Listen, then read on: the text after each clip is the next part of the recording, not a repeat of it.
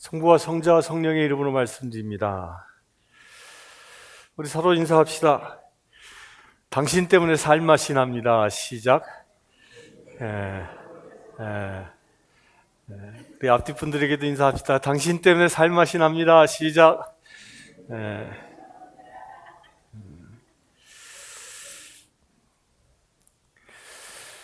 여러분들은 세상을 살맛나게 만드는 분이십니다.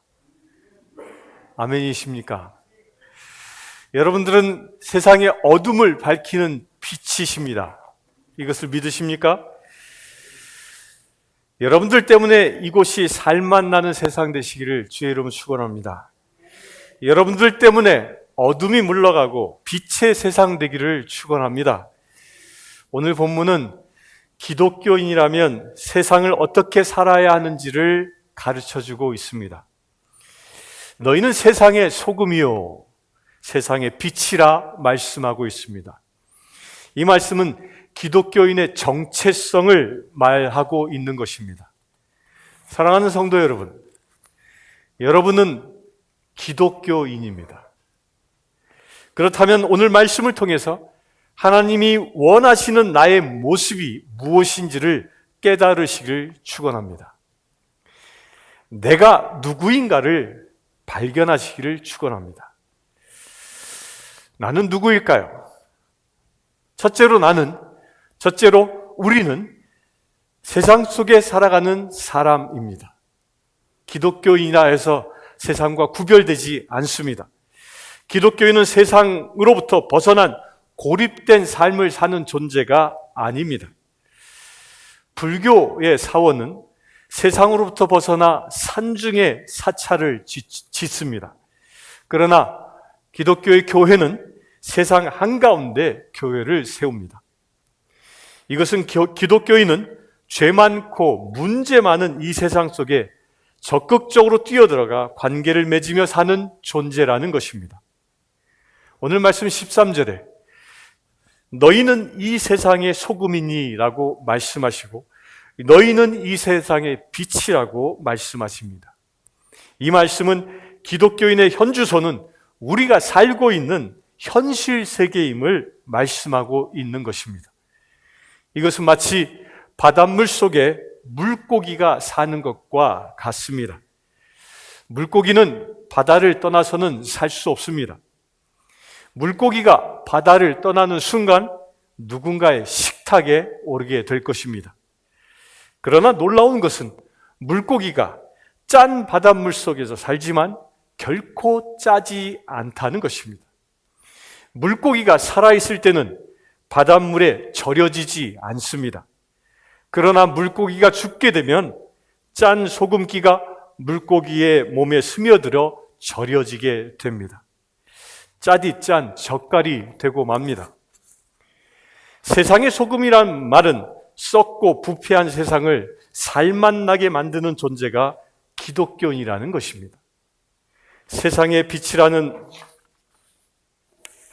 말씀은 어둠이 가득한 세상을 밝게 비추는 존재가 기독교인이라는 것입니다.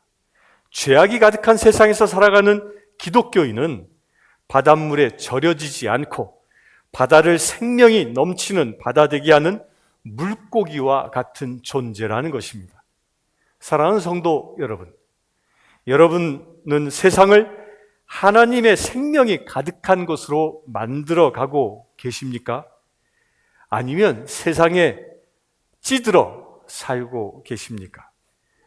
여러분들이 살아있는 하나님의 자녀라면 세상에 찌들어 사는 자가 아니라 세상을 살맛나는 존재임을 믿으시길 축원합니다. 기독교인은 세상을 외면하는 사람이 아닙니다. 기독교인은 세상에 적극적으로 참여해서 세상을 살맛나게 만드는 사람입니다. 썩은 세상을 살리는 존재가 기독교인입니다.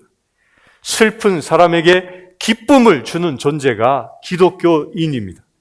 죄에 빠진 사람들에게 구원의 복음을 선포하는 존재가 기독교인입니다. 굶주린 사람에게 먹을 것을 나누어주는 존재가 기독교인입니다. 헐벗은 사람에게 입을 것을 나누는 존재가 기독교인입니다. 나그네 된 사람을 섬겨주는 존재가 기독교인입니다. 기뻐하는 사람과 함께 기뻐해주는 사람이 기독교인입니다. 그 세상의 희로애락 속에 깊숙이 들어가 기쁨은 배가시키고 슬픔은 반감시키는 존재가 기독교인입니다. 이것이 세상의 소금됨입니다. 이것이 세상의 빛됨입니다. 두 번째로 이 말씀은 세상의 본질이 무엇인지를 가르쳐주고 있습니다. 너희는 세상의 소금이니 라고 말씀하실 때 이 세상이라고 하는 것은 소금이 없으면 썩어지고 부패할 수밖에 없다는 것을 암시하고 있습니다. 이 세상은 마치 병균으로 인하여 썩을 수밖에 없는 고기와도 같습니다.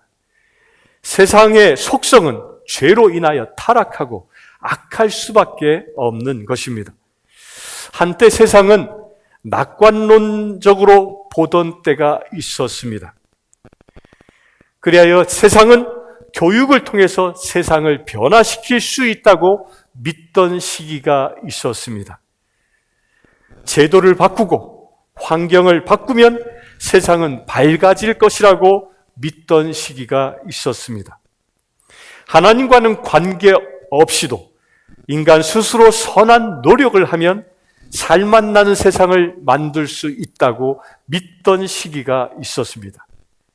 그러나 그렇게 사람들이 자신을 신봉하던 그 시대의 결말은 놀랍게도 세계 1차 세계대전이 일어났고 2차 세계대전이 일어났습니다.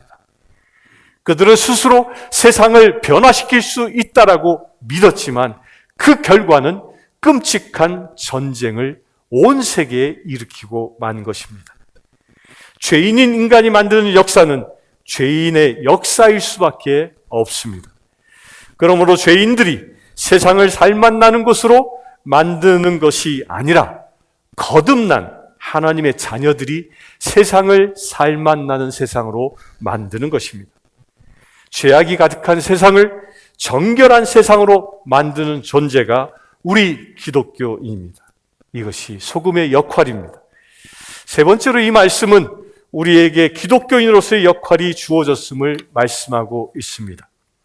소금이 되라는 말씀은 방부제의 역할을 강조하고 있는 것입니다. 소금에 절여진 고기는 썩지 않습니다. 오히려 발효가 되어 더 맛난 고기로 만듭니다.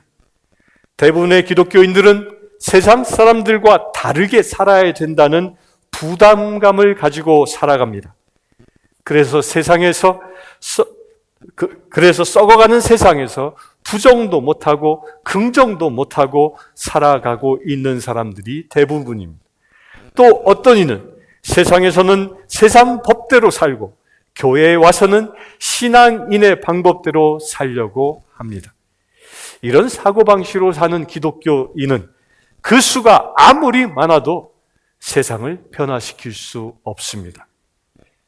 어떤 사람은 월요일에는 아담처럼 하나님을 배신하고 화요일에는 가인처럼 형제를 죽이고 수요일에는 아간처럼 도둑질하고 목요일에는 다윗처럼 간음하고 금요일에는 아나니아와 삽비라처럼 하나님의 것을 도적질하고 토요일에는 가롯 유다처럼 주님을 배반하고 나서 주일에 주님 전에 와서는 하나님 죄송합니다 라며 회개 기도를 한다고 합니다. 이런 사람은 절대로 세상을 변화시킬 수 없습니다. 세상과 적당히 타협하는 삶은 배도의 삶이기 때문입니다. 이것은 신앙의 삶이 아닙니다. 오히려 예수 그리스도를 욕먹이는 험한 삶인 것입니다. 이것이 맛을 잃은 소금과 같은 것입니다. 소금이 맛을 잃으면 버려진다고 예수님은 경고하고 계십니다. 그렇다면 소금의 역할은 무엇이겠습니까? 진실로 소금의 역할은 고독하고 고통스럽습니다. 소금은 눈에 보이지 않게 자기를 녹이기 때문입니다. 첫째로 소금은 썩는 것을 그리하여 막아줍니다. 세상을 썩게 만드는 사단의 역사를 막게 하는 것이 기독교인입니다. 세상을 병들게 하는 죄의 번식을 막게 합니다. 기독교인은 썩은 고기를 도려내야 하는 것처럼 자신의 죄를 지적하고 또한 제거할 줄 알아야 합니다. 죄에 대하여 무관심하거나 침묵해서는 안 되는 것입니다. 부정과 부패, 잘못을 발견하면 시정할 수 있어야 합니다. 암병은 초기에 발견하면 치료가 간단합니다. 암이 작은 부위로 있을 때는 적당한 약물로 또한 간단한 수술로 제거하면 완치되어질 수 있습니다. 그러나 암이 자라서 온몸에 퍼지게 되어지면 치료가 불가능하게 되는 것입니다. 죄의 문제도 이 암세포와 똑같습니다. 작은 죄의 문제가 나에게 들어왔을 때 그것을 용인하면 그 죄는 점점 자라나 암세포처럼 나를 죽이게 되는 것이기 때문입니다. 따라서 기독교인은 세상을 썩지 않게 만들기 위하여 죄를 용납해서는 안 되는 것입니다. 이것이 기독교인이 세상에 존재하는 소금의 역할입니다. 두 번째로 소금은 맛을 냅니다. 소금은 외부적으로는 방부제 역할을 하지만 내부적으로는 음식의 맛을 더해주는 역할을 합니다. 썩어 부패하는 것을 막고 발효시켜 맛나게 합니다. 세상은 쾌락을 추구하는 인스턴트 음식과 같다고 한다면 기독교인의 삶의 의미는 더해주는 보람된 삶을 살게 하는 깊은 맛을 내게 하는 것입니다. 여러분들은 깊은 맛을 내는 소금의 역할을 감당하시길 축원합니다. 그래서 기독교인이 소금의 역할을 잘 감당하면 세상을 깊은 맛을 내게 만들 것입니다. 맛나는 세상을 만들 것입니다. 그래야 세상을 건강하게 만들 것입니다. 세 번째는 소금은 화목하게 합니다. 마가복음 9장 50절에 소금은 좋은 것이로되 만일 소금이 그 맛을 잃으면 무엇으로 이를 짜게 하리요? 너희 속에 소금을 두고 서로 화목하라 하시니라. 주님이 말씀하십니다. 예수님은 소금의 역할을 다하면 서로가 화목하게 된다고 말씀하고 있는 것입니다. 화목이란 말의 사전적인 의미는 서로 뜻이 맞고 정답다라는 뜻입니다. 서로 뜻이 맞다라는 의미는 서로가 의로우신 하나님의 뜻으로 하나 된다는 것을 의미합니다. 곧 하나님의 뜻이 내 뜻이 되는 것이고 하나님의 뜻이 서로의 뜻이 되는 것입니다. 하나님이 다윗을 축복하신 이유는 하나님과 마음이 합한 자 된 단 한 가지였습니다. 화목은 서로가 하나님과 마음이 합한 자, 뜻이 합한 자 되어질 때 이루어지는 것입니다.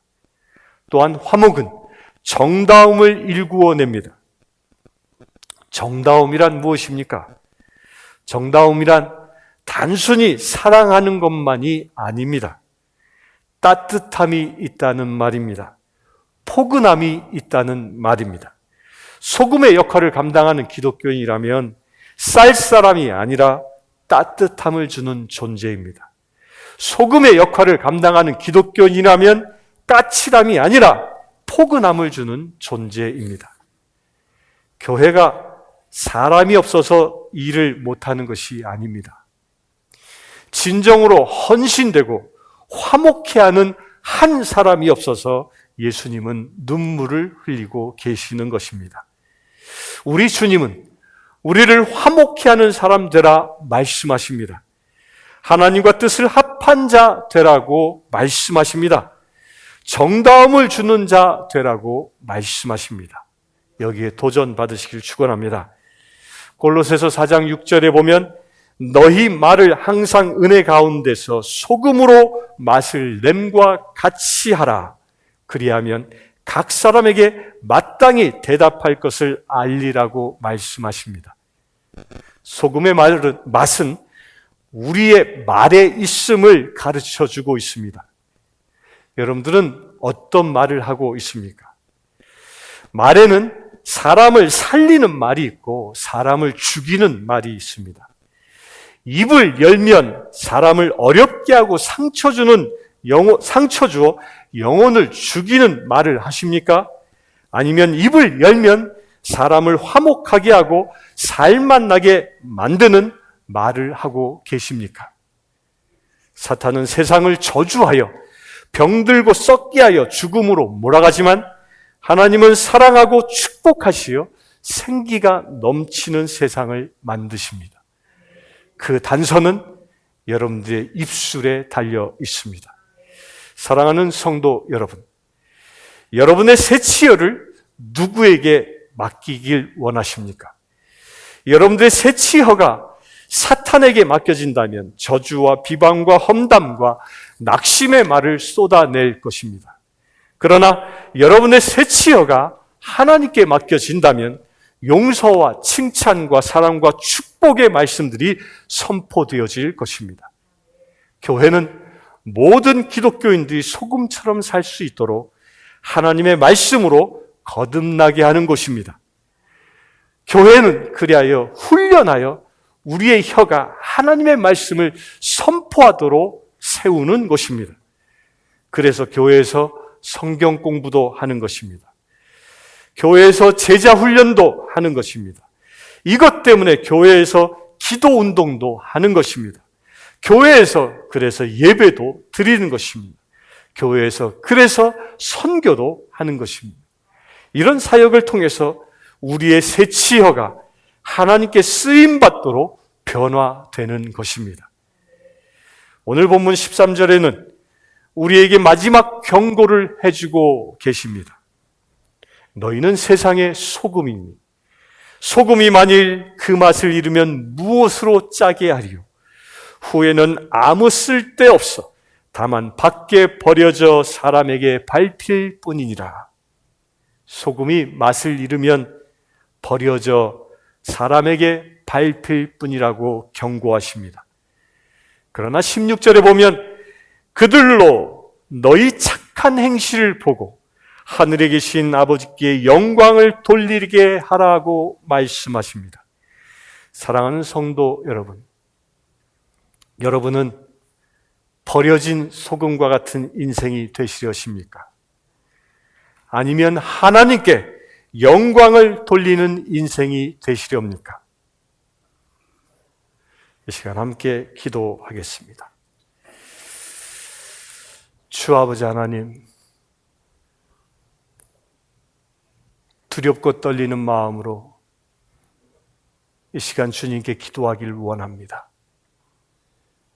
맛을 잃은 소금처럼 살아왔다면 이 시간 우리가 온전히 회개하기를 원합니다. 길바닥에 버려지는 인생이 아니라 맛이 살아나 세상을 살맛 나는 곳으로 만드는 주님의 사역자로 서기를 원합니다. 그리하여 우리가 주님의 영광을 세상에 드러낼 수 있는 믿음의 새들 되기를 원합니다. 주님, 이 시간 함께한 주의 사랑하는 모든 지체들 가운데 주의 빛으로 임하여 주시옵소서. 그리고 모든 심령들이 세상을 살맛나게 만들게 하시고 여기에 모인 모든 심령들이 세상을 밝히는 주의 거룩한 빛의 사자들 되게 하여 주시옵소서. 예수 그리스도의 이름으로 기도드리옵나이다.